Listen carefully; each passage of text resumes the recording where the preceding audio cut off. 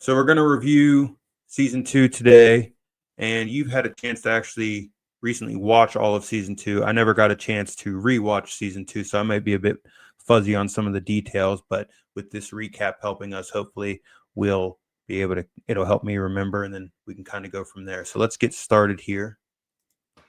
Far to the west, attacking the continent. The Shadow had struck a major blow. Ishamael was free, the Horn of Valir was stolen, and an invading empire had arrived. This wasn't the last battle. I fear it was the first. There are neither beginnings nor endings to the turning of the Wheel of Time, but this was a beginning.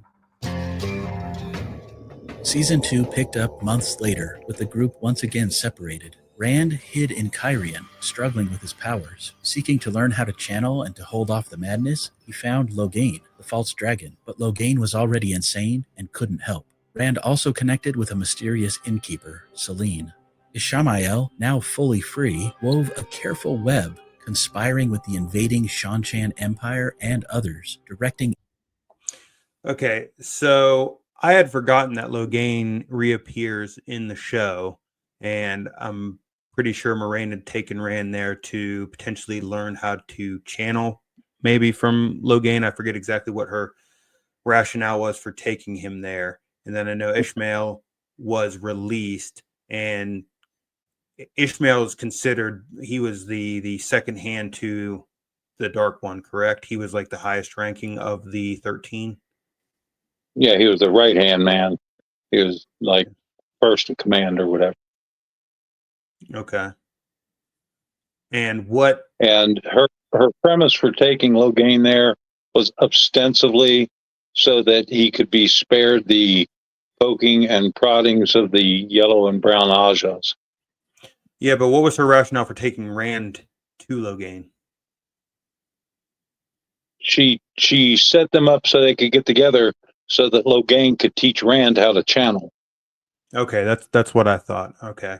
And Selene, we were introduced to, so Rand's been hanging out with her. She's that innkeeper and everything. So, and we've come to find out in this episode, obviously, she is also one of the Forsaken, right? One of the 12. And I think Ishmael released her, right? Correct. And I'm very proud of myself that I figured out who she was before the story told us. Was there anything that was obvious to you that gave it away? Probably I've watched too many movies, so whatever little clues they give, I pick up on. Gotcha. Okay, well, let's keep going with this, see where we're at. Well, I guess also, so, and we're aware now, I think they just mentioned it, so Ishmael is working with the Shanchan, whatever. They're the people across the sea that had come, but I don't recall exactly what he's hoping to gain with an alliance with them or using them in whatever capacity he's using them. He's going to, because both sides are going to have actual armies of human mortals. Right. He needs his army of human mortals. Why does he need them and not just using the Trollocs? Maybe there aren't enough Trollocs. Maybe they don't listen well enough. Maybe the only time they actually charge forward in battle is when the Mydror are behind them. So, they lose enough Mydror around your place, you'd be all right. Right. But, and what's maybe I'm getting ahead of myself, but at least in the books, where'd the Shanchan come from? Why would they have any skin in this game? What are they trying to do? I think it was either Alter Hawkwing or his heir, but one of them after the last some big war or whatever.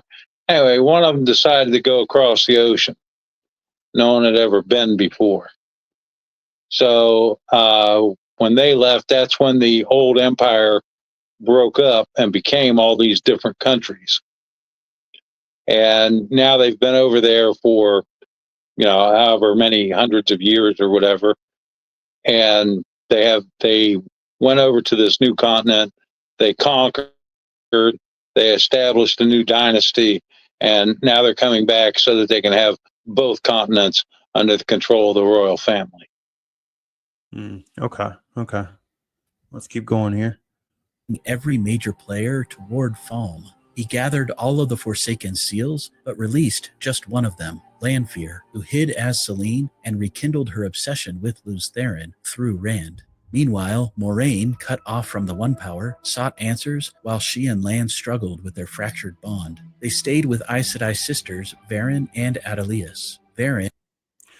I really like Varen and Adelius. I don't know why, but I like them. But before we kind of get to that, going back with what happened, maybe I missed this in the first season, but so Luz Theron was the dragon, correct? Or was he the Dark One? No, Luz Theron was the dragon. Okay, that's what I thought. And he fought the Dark One. Right. And they said that Lanfear's rekindling her relationship or whatever with Luz Theron through Rand. That's confusing me a bit. Why would she, as a Forsaken, part of the Dark One, have had any relationship, and in this case, it seems some type of romantic connection or whatever with the dragon? She was in love with Luz Theron back in the lifetime when he was Luz Theron. But he wound up breaking up with her. And after he broke up with her, that's when she sold her soul to the Dark One and became a Dark Friend. And she was just so damn powerful, she became one of the 13 Forsaken. Okay, and these seals. So when the dragon, defeated the Dark One and sealed him up, basically, I'm guessing that also sealed up these Forsaken somehow. Yeah, because the Dark One had given them immortality. They weren't able to be killed, and the only way to take care of them was to do the same thing to them to the Dark Lord, and that was imprison. Okay, and that was particularly rough on. Sorry, go ahead. No, you go ahead. It was particularly what? That was particularly rough on Ishmael because he even explains it, I believe in season 2, he even explains it that of the 13 Forsaken, he's the only one that genuinely is there because of the wheel, right? Like Lanfear's there because she's in love with Luz Theron and she wants to somehow rekindle that romance and make things right in the ultimate world, in her ultimate world. So they each have their own agenda. His Ishmael, he wants the wheel to stop because, in his own words, we keep making the same mistakes. We get this brief respite in death, but then the wheel cycles us back through, and we have to live and do it all over again. That's such a so he's like this nihilistic type person who wants everything, the entire universe, to stop, essentially. And instead of just getting rid of himself, he wants everyone to go down with him. Right. Well, but like so many people of that mindset, he sees himself as doing good for the people. Right. He's ending because everyone's now suffering. They don't have to suffer. Right. Which is such a nonsensical thing because you're like, look, it's like killing somebody else after, before you commit suicide. It's like, look, if you want to go out, just not, bringing other people with you, So, but especially because, I understand. So they're essentially immortal unless somehow you take the wheel down, this elusive wheel or whatever. And that is a possibility, apparently. Well, they believe so. He does anyway. Think about it. I sincerely doubt that the Dark One wants the wheel to go down. Yeah, because he's already immortal, so he can just live through all the cycles and rule, right? But so if you have somebody like, Sorry, go ahead. If you have somebody like Ishmael on your side, a true zealot, a true believer, a true extremist, you can get them to do, all the horrible, harsh, nasty things that need to be done, and all the bad jobs that you don't want to do, under the guise of their honest belief that they're doing something good, right? Yeah, And then you can either, if it is possible to break the wheel, you just prevent him from doing it, or if you believe that he can't do it, then you just string him along saying, yeah, man, pretty soon you'll stop that wheel. Here's what you need to do now. Right. And so Ishmael has the power apparently to release the other 12. Correct. Okay. All right. Well, and then I think the 12 of them, or the 13 of them together, would probably have the power to break the seal on the Dark One's prison. and what was the role of Adelaus and Varen, the two Aes Sedai sisters who seem to be out in the middle of nowhere? I'm not sure what Adelaus was.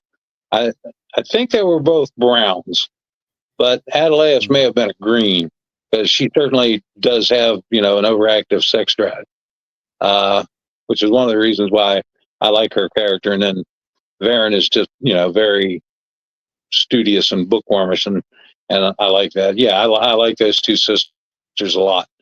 But I know Varen was brown, and I'm not sure what Adelaus was.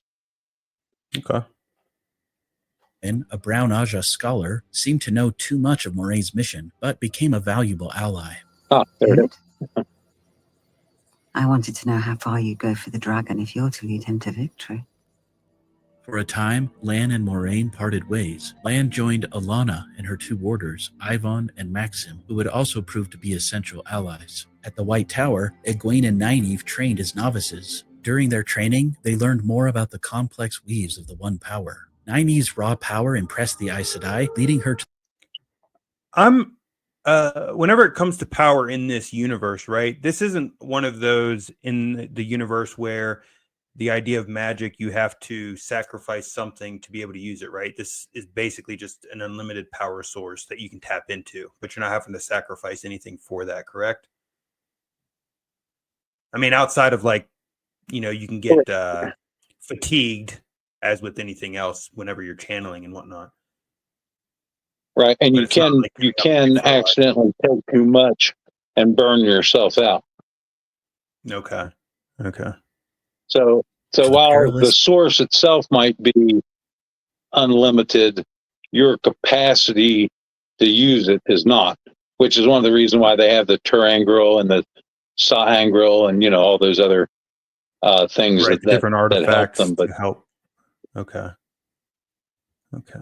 Accepted test arches, where she faced visions of her past, present, and future, and earned her place as accepted. Egwene also grew in strength, but found herself caught in White Tower politics, constantly feeling she was not enough in comparison to Nynaeve.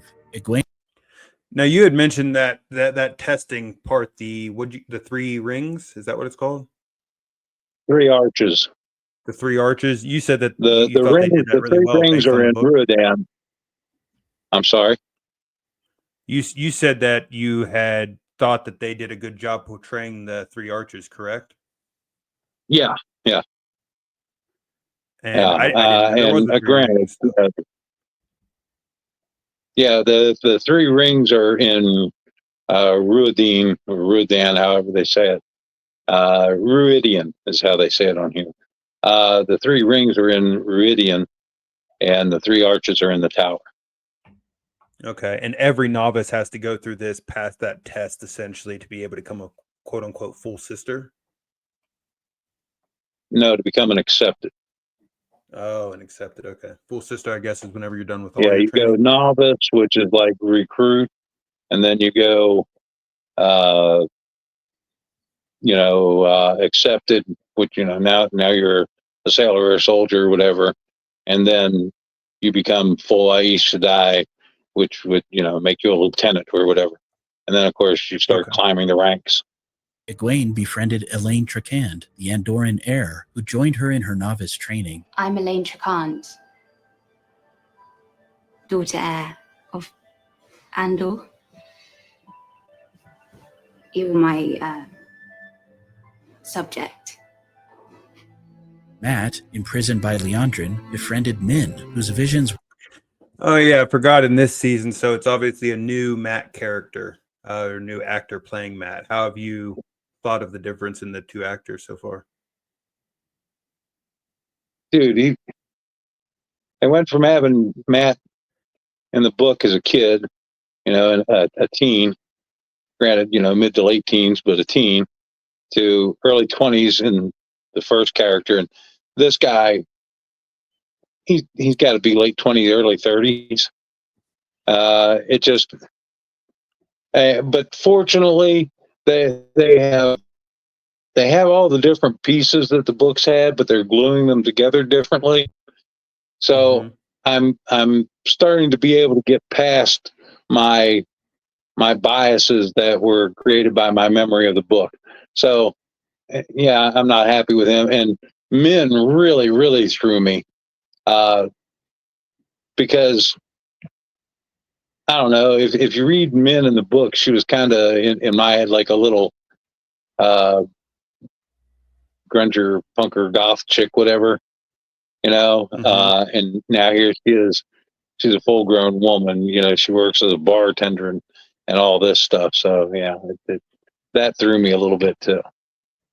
That's interesting. I don't know the characters from the books, but that description of Min, actually, I feel like that is kind of what this actress captures in this portrayal or whatever. But Matt, I feel like this actor is doing a fine job in terms of picking up the mantle from the last actor. Although I do not like the character, I do not like Matt as a character, but I prefer. And that's sad, because when you read the book,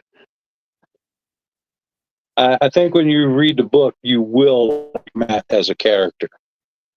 Yeah, I did. I mean, they just make him such complex. a whiny. Yeah, well, and in this, he's just this insufferable, whiny, woe is me man child, which is it's grating. You know how you say you think this girl that's playing Min has captured what I was kind of describing? Yeah. Oh, okay. Now I'll back her up. She's 15, right?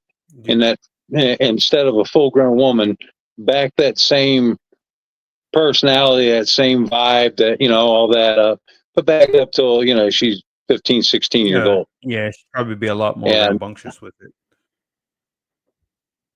Yeah, and granted, like I said, they've got all the different pieces. They're just gluing them together, telling it a little differently, and so I'm really starting to enjoy it the way they're doing it, because now that I've gotten past that bias push that I had during the first season, now I'm like, oh, this is a cool way to tell this story too. Okay, well, that's good to hear. Yeah, that's really good to hear. I'm curious what other people who have read the books and are staunch book people. I've personally never understood that mentality. For any adaptations of things that I'm passionate about. Most of the time, I'm usually just happy that it's being done. Now, if they do it really poorly or just blatant disregard for source material, then I have problems. But look, there's more than one way to tell a story, and honestly, that's the point. It's a different medium, right? If you're, reading a book's very different than creating a movie. A movie is very different than a TV show, which is different than audio or storytelling. Like, it's just there's so many different ways to do something, and that's kind of the point. But as long as they're getting major plot lines the same and trying their best to stay true to the source material, I'm okay with it. Now, you have not watched season 2, correct? Oh, I've seen it. I just saw it years ago whenever it first came out. I had not rewatched it. Okay. I think that, I don't know whether it's in season 2 or in season 3, but there is a Matt scene that's coming up that I think will get him some points with audience people who don't like this character. Yeah, I think I know what scene you're Uh, talking about. I'm pretty sure that's in the third season. But we can keep going through this replay. you know, If it I pops know up, we all make sure picked to the. stop me. Okay, all right.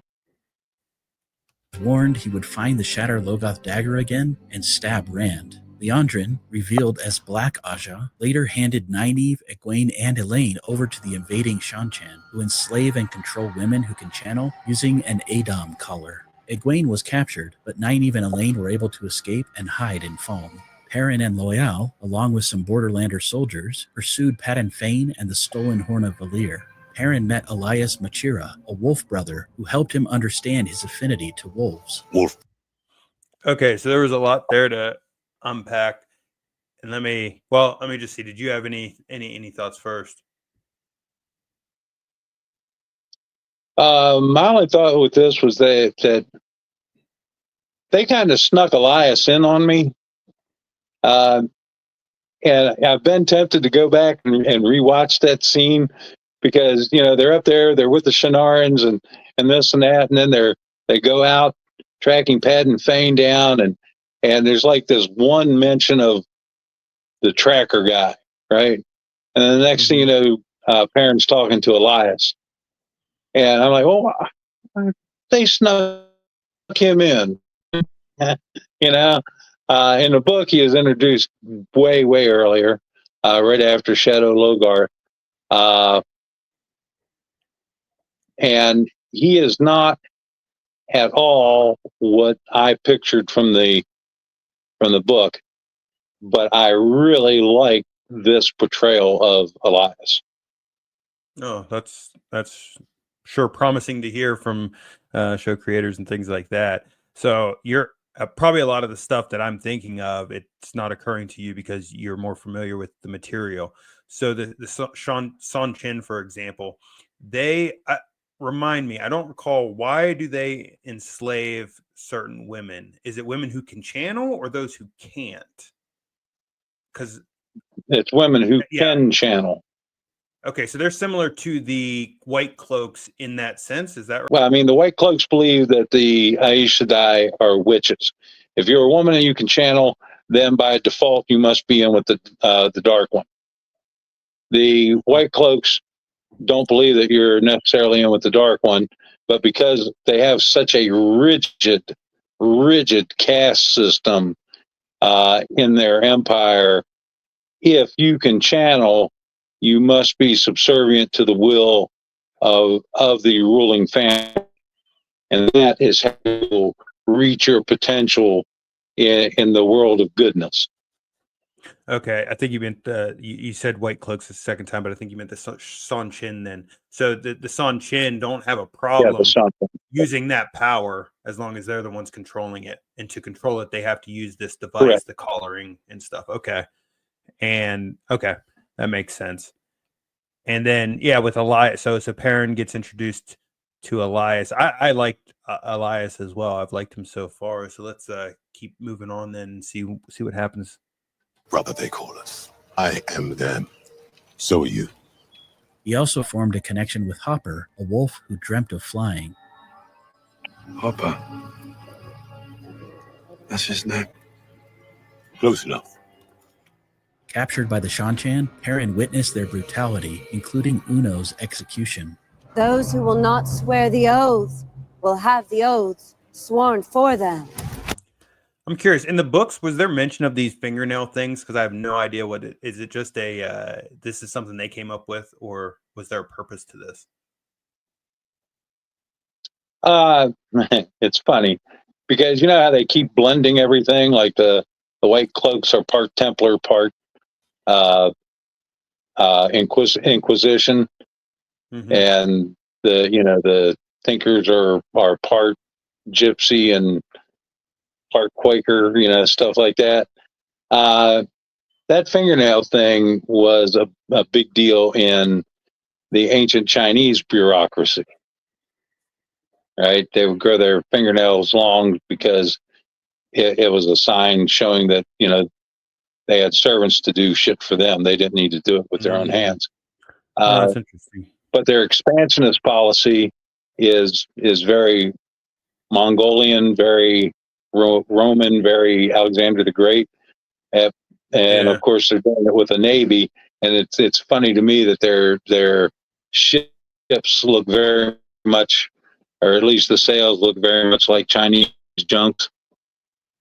And China once had a huge navy that sent around, supposedly all over the world. Will have the oaths sworn for them.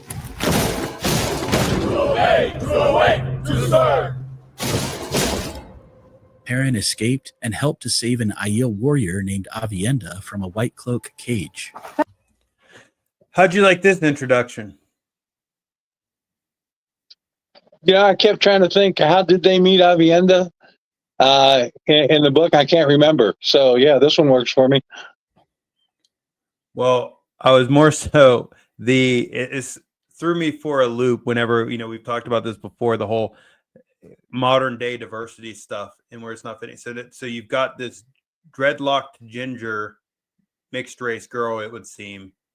It threw me for a loop whenever I saw it, and when I'm thinking of the Aiel and you've got Rand and all that, and you've seen his mom fight and all that, I'm thinking Irish, Scottish type folks.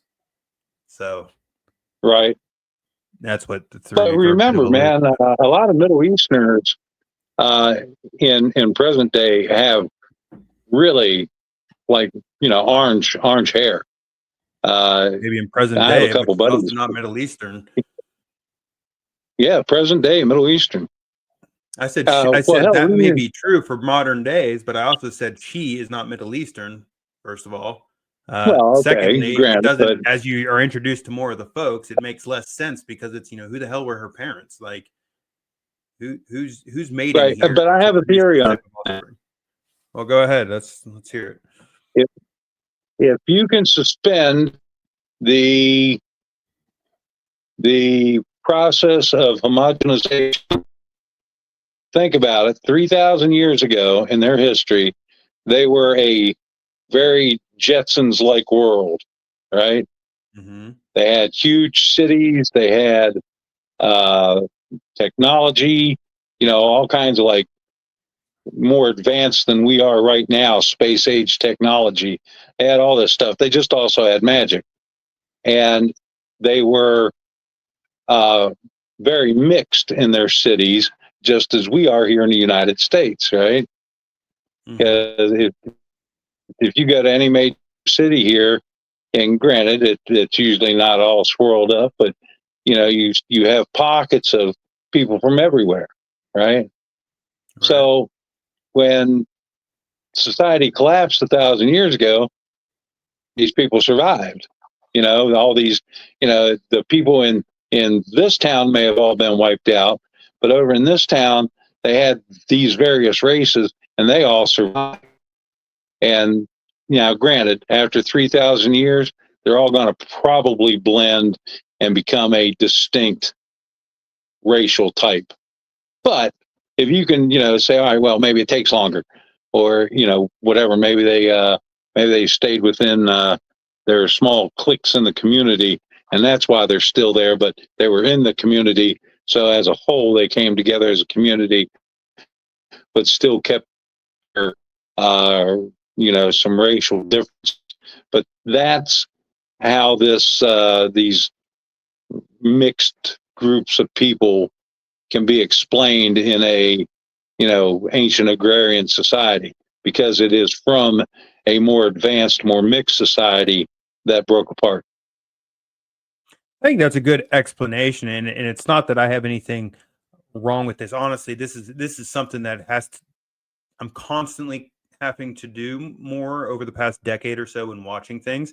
Is and it's funny because I haven't gone back and watched other stuff that it never occurred to me. It's because in modern day, they've ruined filmmaking and cinema so much with some of this stuff, with some of this diversity, equity, inclusion type things, to where now you have to throw these in. You have to race swap this. You have to gender swap that. That sometimes it's hard to differentiate. Are they doing this because that is part of the story and it makes sense?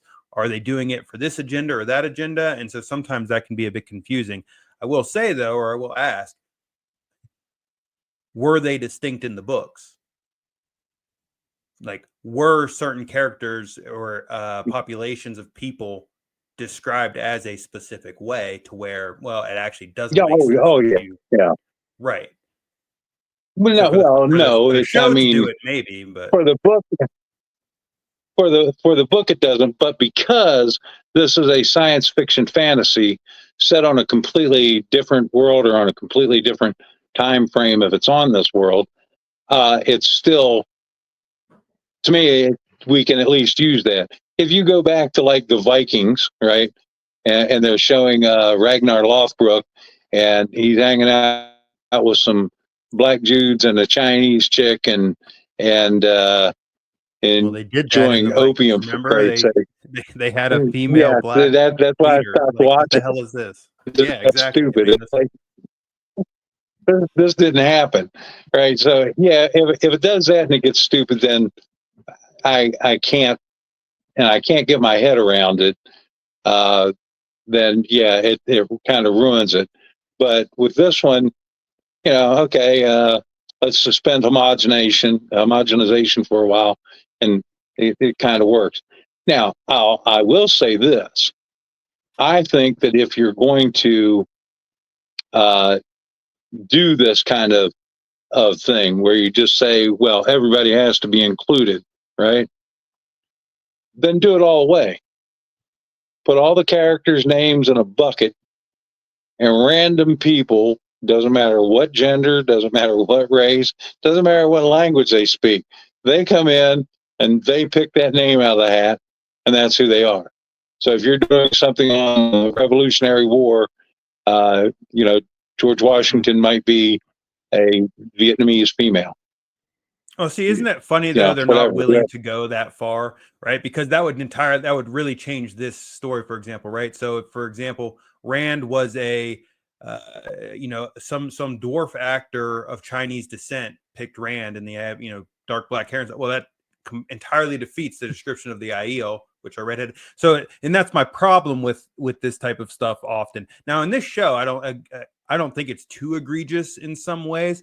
But as you were talking, even mentioning, okay, it's fantasy, it's fiction, it's this type of thing. That's great, grand, and wonderful. But as far as building a world, this is why you can fail at it, because it still has to resemble some type of structure. Do you like to dance? Perrin and Avienda met up with two other Aiel warriors, Bane and Chiad, and headed to Falm to free Loyal and the captive Borderlands soldiers. The Aiel said they were searching for their prophesied chief of chiefs. I'm searching for the Karakarn, our chief of chiefs. At times, Lanfear defied Ishamael, aiding Rand and secretly guiding Moiraine and Lan. Lanfear met with Rand in a dream realm called Teleron Riad, or the World of Dreams. Lanfear's primary power, she's like a dream walker, right? Something like that. Yeah. She's apparently the best in the dream world. Okay. Of the Forsaken.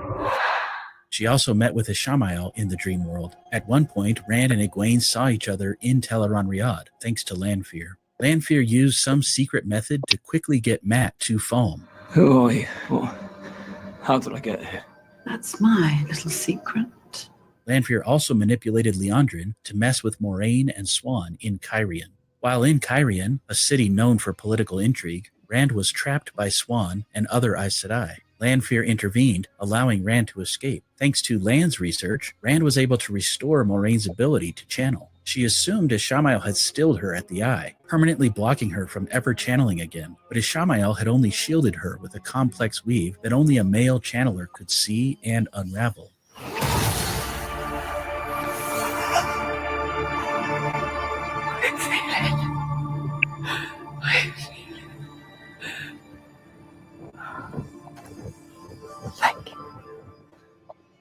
Much of what happened in Cairhien is still unclear, but it led to an apparent rift between Moiraine and Swan. Lanfear intervened again and brought Rand, Moiraine, and Lan. Okay, I don't recall what the rift was that occurred between the Amyrlin seat and Moiraine. Do you? Yeah. What was it? Remember, Moraine's job was to find the Dragon Reborn, and Swan's job was to prepare the tower to follow him. Oh, So Moiraine well, found him. Moraine's done her job. Right. Yeah. All right, Moiraine did her job, but Swan doesn't have the tower under control. They're not ready to follow Rand. So instead of sticking with the plan and doing what she, had agreed to do 20 years ago, now suddenly she decides that instead of following Rand, they're going to control Rand. Said, y'all, you made a mistake. We can't afford to do this mistake again. So we'll take control of him, and instead of following him, he'll just be our strongest weapon. Right. Okay. And brought Rand, Moiraine, and Lan to Falm through the ways. When the time comes, raise the banner.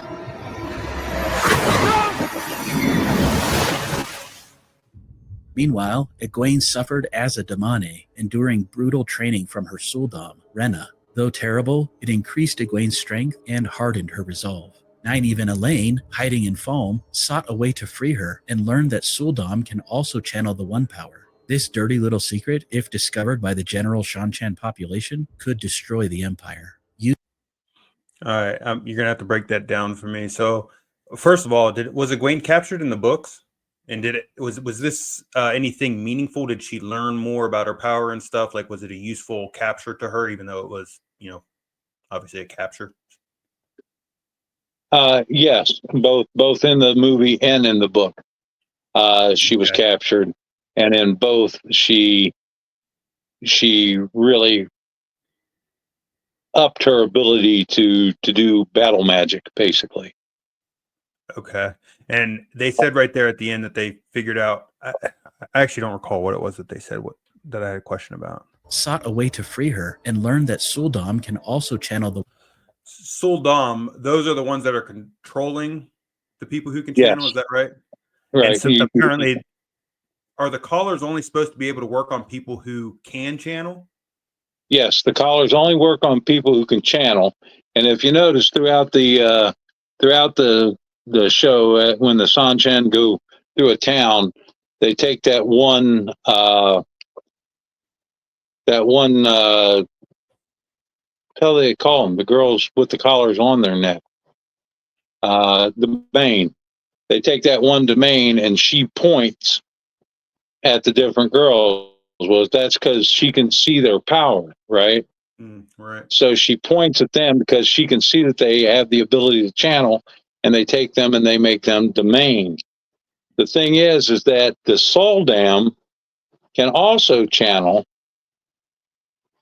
but their ability is so weak that she can't spot it. So in the book, you have to be tested to see if you have the aptitude to be a Soul Dam, right? Mm-hmm. But the only thing that gives you the aptitude is the fact that you have that ability to touch the power, as it were, just not the ability, not strong enough to really do anything with it. Well, so what was it? I guess because it just said in here, right, that they figure it out. Nynaeve and them figure it out that they can put the collars on the Saldame, I guess. Why would that be why would that have an impact on their power Well, structure? because you can, that's how they control them. Literally, it's a pain thing. Well, I get it. That's how an enemy could control them, but why would it, like, if I'm part of this culture and we're enslaving other people who can channel or whatever, even if I can channel, well, who cares? Why would that? I don't understand why that would be a problem. Well, that's what I'm saying. The only reason it is a problem is because no one understands that the Saldam can channel. But I thought you just said part of their testing to be Saldam would be that they can channel. It's just so weak that they're not really useful. Or they can touch the power, but it's not so useful. Right. No one knows that they can touch the power. They think they just have an aptitude for it or whatever. That's confusing to me, but okay, I'll run with it. Okay. Well, I'm going to try to use something mundane. Some people are really good with math, and they can do, math in their head, right? These people can touch the power, uh, and do numbers and calculations and all this. So that would be very noticeable, and that other domain would see that power in them, and they would be captured and have the collar put on them because their power in mathematics was so noticeable. Right. But then over here, you have these people who might be able to identify, a number here and there, probably not like the number 12, but they could tell you, that's a 1, and another day they might be able to tell you that's a 2, but they'd never be able to say, oh, it's a 12. So their ability, yeah, they know numbers, but they don't know anything good enough to multiply or make anything more than a single digit. So they have no noticeable power. However, the rest of the population is completely ignorant. They don't notice a number from a pine cone. There's nothing there that recognizes it. So that domain, she sees the one that can do the mental math, and she points at them, and somebody puts a collar on their neck. Somebody else goes and you take a test. What aptitude do you have? You should be a baker. You should be a butcher. Oh, look at this. You have the aptitude to train these women. So you're going to be a Saldam and have a domain that you control. Okay, I get that. Hold on. So the Dame, they're the ones that get enslaved, and they can see the power essentially radiating off people who also could be enslaved and use as Dame. I get that. So that makes sense now. And it's so weak that there's really not any radiation of power, so to speak, off of the Saldam type women. What happened either in the book or in this show that they realized that they could enslave? Was it just by happenstance, or was Nynaeve so powerful that she can even see very weak weaves?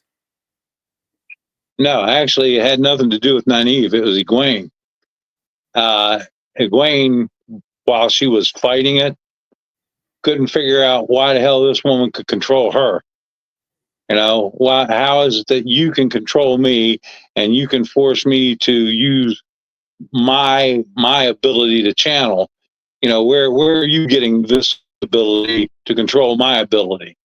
And then she hypothesized that it was because there had to be some power there. And then, her next hypothesis was, well, maybe it's, maybe if we put the collar on her and the leash in my hand, she'll be the slave. So she tried it out and it worked. And how'd she end up escaping? I forget, because I remember them fighting in the dungeon. I mean, they fought often in that little dungeon space where she was captured. But didn't at some point is that where she kind of escaped during a fight with her, or was it during the actual battle in the city? I forget how Egwene got away. It was during the battle in the city. She refused to follow an order, and she was jerked to the side. I guess she was going to have her tongue cut out because that was supposed to be the punishment. But she was jerked to the side, and a stone that was hurled from a trebuchet or a catapult, whatever, came where they had been because she wasn't there to repel it. So it hit and, it wiped a bunch of them out and messed them up. Well, when somebody dies, those collars drop off. Oh. So she was able to. That's how they get a collar too. Okay. Right. So when it dropped off, she grabbed it and stuck it on the other girl's neck. And what's the purpose behind muting them? I mean, in the show, obviously, it looked like they're just holding a binky in their mouth, but I'm assuming that it's some device that keeps their mouth shut. What's the purpose of that? Since they don't have to use I don't think they have to use their mouth, their voice to channel or use magic. No, and they don't, and it's funny because in the book it talks about it for a minute in the movie. The questioner, the one who keeps getting attacked by the wolves, he brings that up. He's like, one of you witches told me you don't even need to use your hands to channel. Well, in the book, they bring that up because most of the women on this continent, the primary continent in the movie, use their hands and other gestures to make the magic work, and it's a crutch. The main are taught not to do that because they don't need to. That's not the way the power works. You don't need the gestures. So Got it. Okay. I found it funny when the movie itself had everyone doing coordinated hand gestures and whatnot. Well, they don't need to use their hands necessarily, I guess, according to these people or whatever. But do they have to use their voice, or is it they're both muted and no hands? It's just all mental. Okay, got it. Yep. Let's keep going on with this.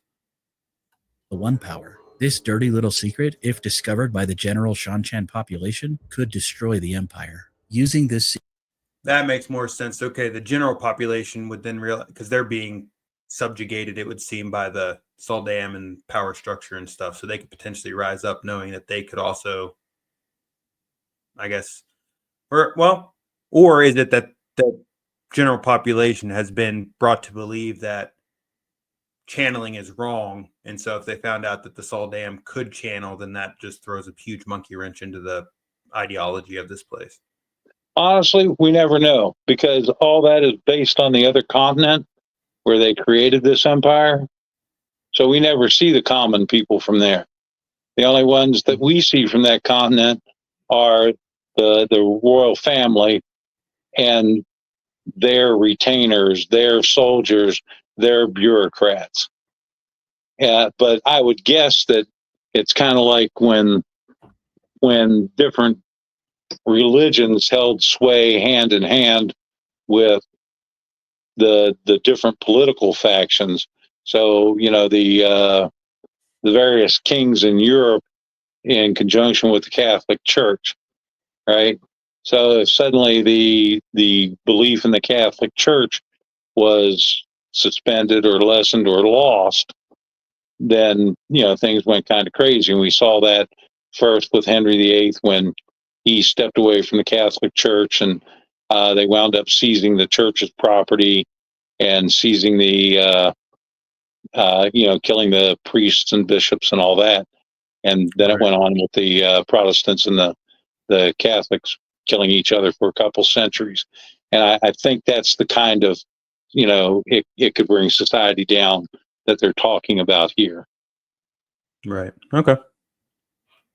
Secret, Egwene found the strength to break free of her chains, killing Rena in the process. In Falm, destinies converged. Matt was tempted by the Shatter Logoth dagger, but managed to fasten it to a pole and escape without touching it. Perrin, Loyal, and the Aiel found the Horn of... That was the scene that redeemed Matt with me quite a bit. Oh, I mean, I thought it was clever, and I appreciated they got there, but that didn't change my mind on him. Really, I mean, yeah. It did me. He, here he is. Because honestly, I haven't enjoyed this character at all. It's not the complex character that I came to like in the books. I really liked Matt in the books, and so far I haven't really liked this version of Matt. And here he was. He had this chance, and he really was acting like a junkie who was jonesing for his Shadow Logoth dagger.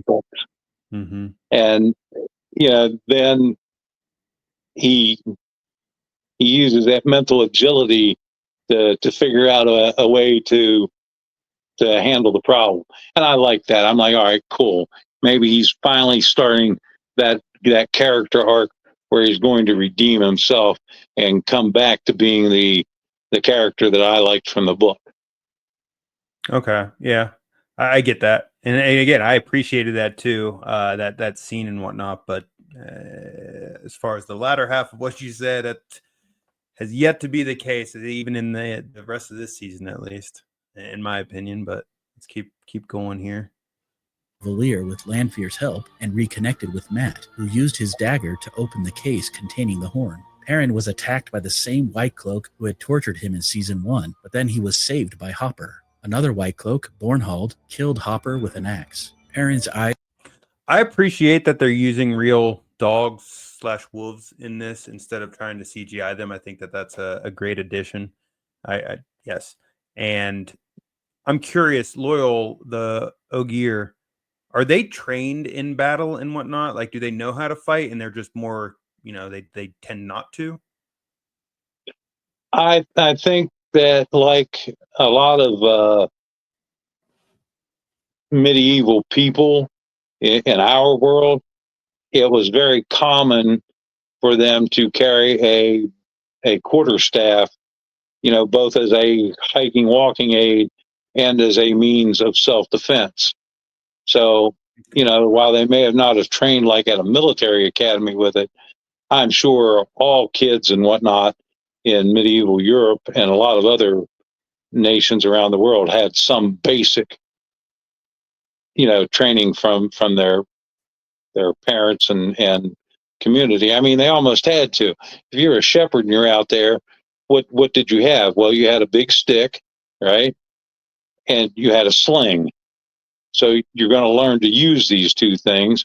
And if you can use them on a wolf or a bear or something else coming after your sheep, you can certainly use them on another human being. Yeah.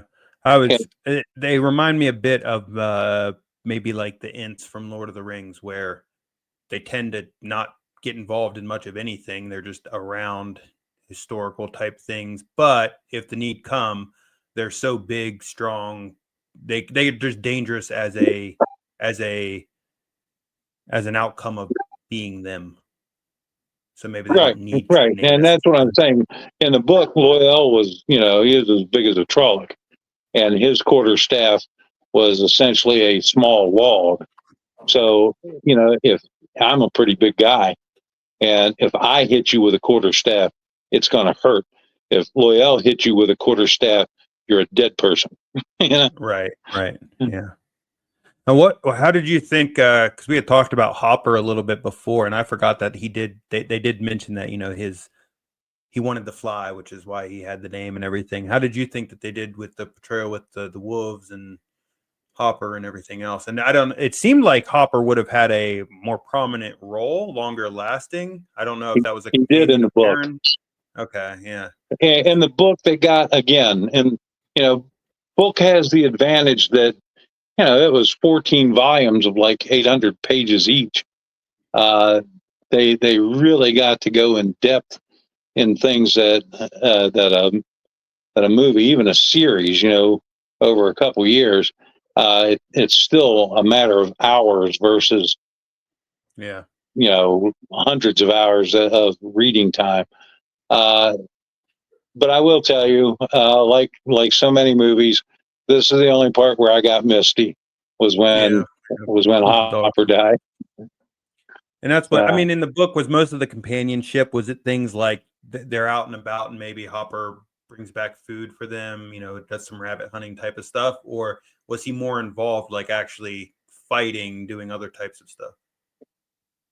He was more involved. I mean, there was more fighting and stuff, but in the book, he was also more of a mentor and a like an older brother, so that they would go out and Perrin gave him a name, Hopper, but in the book it explains that it's not just Hopper; it's the smell of rain on the morning he was born, and the summer sun on your fur, and all these sensations rather than words, and that's how they would communicate. And over the course of the book, they really got to develop that in a much more detailed manner than I don't even know how you could do that in a movie. Yeah, maybe that's the difficult part, because that makes me actually want to read the book even more, just to listen to that type of storytelling and connection. All right, let's keep moving here. eyes became permanently golden as he felt Hopper's death. Hopper got his wish to fly. In an animalistic rage, Perrin killed Bornhold in front of his son, Dane. Matt, realizing he wouldn't be able to get the horn past the Shan-Chan troops to Rand, blew the Horn of Valir, which slowed time as the heroes of ages past arose from the fog. Matt not only summoned the dead heroes to help fight, but also learned of his true heroic nature. The heroes of the Horn. I am one of you. Memories of his past lives as a hero of the Horn seemed to unlock within him an ability to fight and to speak the ancient language of the Old Tongue.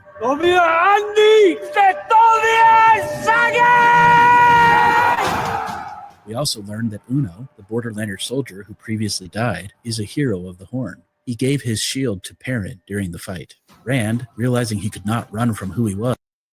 Does that hold significance, the shield? For Perrin? Not that I know of. Okay, it doesn't seem like he'd even use it. So was Matt the only one able to open that case, or was that because the dagger, or is this just the wheel? Like everything's happening for a reason. So Matt took that dagger that he shouldn't have taken because he was later needed in this future endeavor. Like it's kind of, a God's plan type of thing, even though in the moment it wouldn't seem that way. If that was part of God's plan, that was an addition in the movie. I don't. Well, in the book, he did not cut the case open with the dagger. That's all added in the movie. Got it. I was just like, if somebody else got the horn and blew it, would it not work? Would it work? I mean, I guess, was he just blowing it out of desperation, or does whoever get the horn gets to use it? Because that actually, I think I remember. Well, it doesn't come up, but later in the next season, I know they mentioned that. I'm pretty sure is that whoever the horn goes to gets to use it. Right. Whoever blows the horn gets the heroes. Now, in the book, I think that the heroes would have only fought on the side that they have traditionally fought on throughout the cycles. Right. Okay. Like I don't think Jafar could have gotten the horn and had them come back and fight Aladdin. Right. Yeah. But it reminds me a bit of is he could have gotten a horn and kept Aladdin from using it. Right. It reminds me a lot. I'd love to see this adaptation if they did it well. But in the Dritz series, Brunor, and he, whenever, not Pickle. Who's his battle rager? Thibault Dwarf Quint.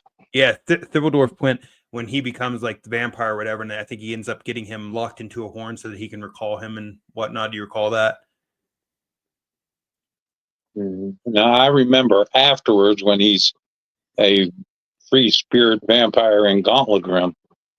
Yeah, I think that they feel bad for him because he's suffering. I think it's after that he's a vampire. Anyway, they end up getting to confine him in a horn, I'm pretty sure, so that Brunor can call upon him, but he also stops the suffering of being a vampire or whatnot, because he kind of goes back like Guinevere does into whatever realm, some other realm or something. I'm pretty sure that.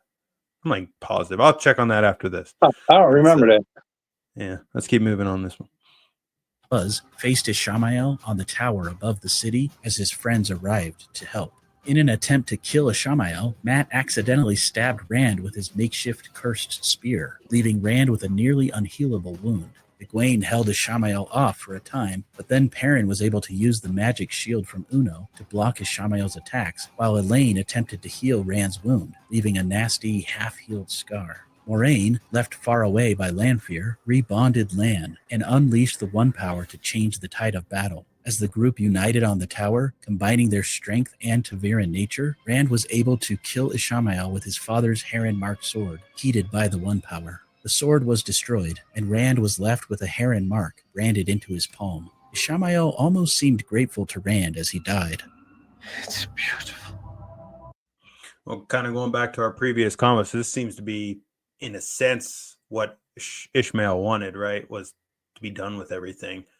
But is he Right, actually and dead, or will he come back? if Lews Theron wins, then he'll recycle. He'll come back. Yeah, exactly. So okay, so using the Heron Blade and the power and everything didn't have any significant. Well, if they're immortal, it must have had enough to kill him. In that sense, that's a bit confusing. Yeah, that, and I don't think they ever explain it. I think it's just supposed to be that because they all teamed up together, Perrin with the magic shield and Egwene with the female side and Rand with the male side. Together they were able to temporarily stop him. Yeah. Okay. And was the blade destroyed in the books too? I mean, it seems like that was playing a huge role, and it even got to the point where now it's branded onto his hand. Like, does that play any role, or is it more so just a Yeah, he did wind up getting a heron mark on his hand, but I don't recall the sword ever being destroyed. Okay. Do you see it, love? What do you see? Nothing. Nothing's wrong.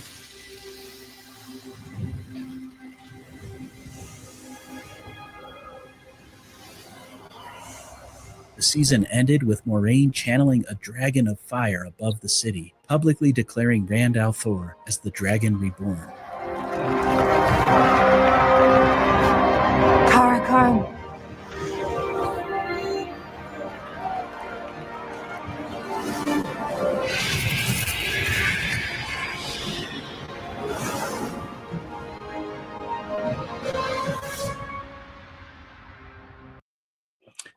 And that ends season 2.